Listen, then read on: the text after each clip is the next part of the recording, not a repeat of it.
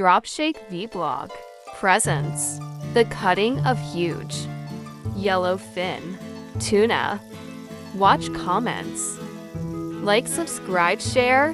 Dropshake vlog. Slicing of fish. Slicing fish is a crucial skill for preparing delicious and aesthetically pleasing dishes. Here's a guide to different fish slicing techniques. Isa, filleting.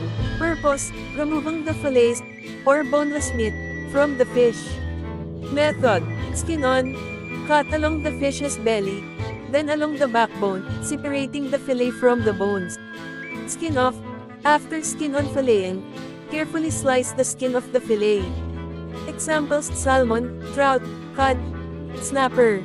Dalawa, sashimi. Purpose, thinly sliced raw fish for sushi and sashimi dishes. Method, precision, use a sharp knife to make thin, even slices, often with a slight angle for a decorative effect. Types, different fish are used for sashimi, each with its own slicing technique.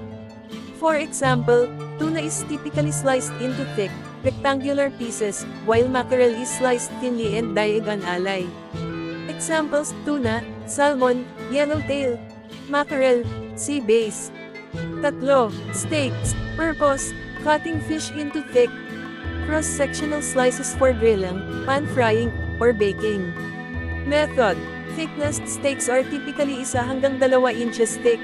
Shape, they can be round, rectangular, or shaped to suit the specific cooking method. Examples: swordfish, tuna, salmon, halibut. 4, cubang. Purpose, cutting fish into small, uniform cubes for dishes like ceviche or fish soup.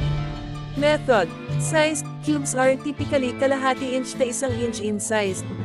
Precision, use a sharp knife to cut precise, even cubes.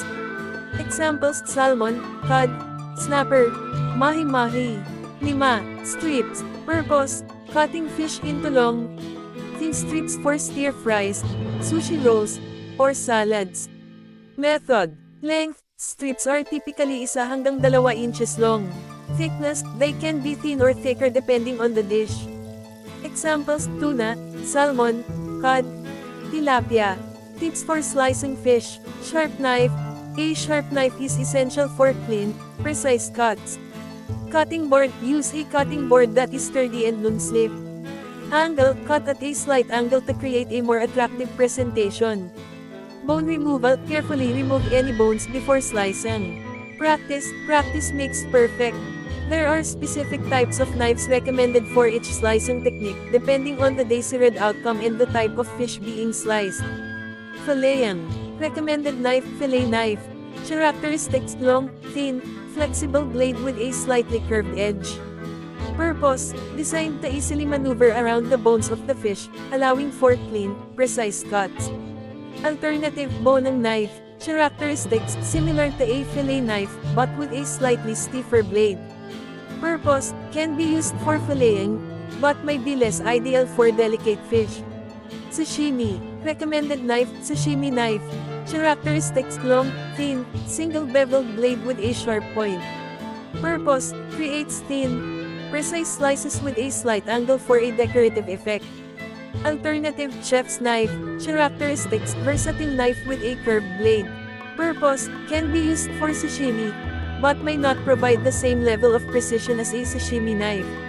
Steaks. Recommended knife: slicing knife. Characteristics: long, thin, straight blade with a rounded or pointed tip. Purpose, creates thin, even slices of meat, especially for large cuts. Alternative: carving knife. Characteristics: long, thin, straight blade with a pointed tip. Purpose, similar to a slicing knife, but may be less flexible. Cubang. Recommended knife: chef's knife. Characteristics: versatile knife with a curved blade. Purpose, can be used for cubang, as well as other chopping tasks.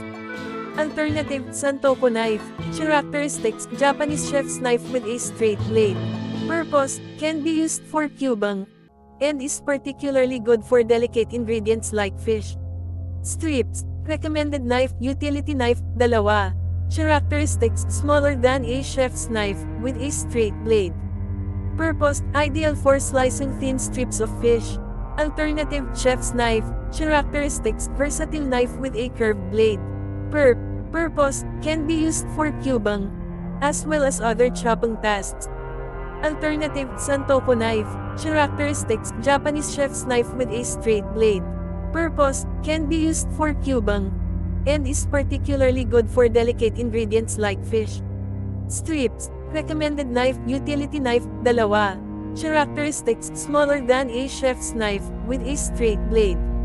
Purpose, ideal for slicing thin strips of fish. Alternative, chef's knife. Characteristics, versatile knife with a curved blade. Purpose, can be used for strips, but may not be as precise as a utility knife. Important considerations. Sharpness, a sharp knife is essential for all slicing techniques, as it ensures clean cuts and prevents tearing or crushing the fish. Blade length, the length of the blade should be appropriate for the size of the fish and the desired cut.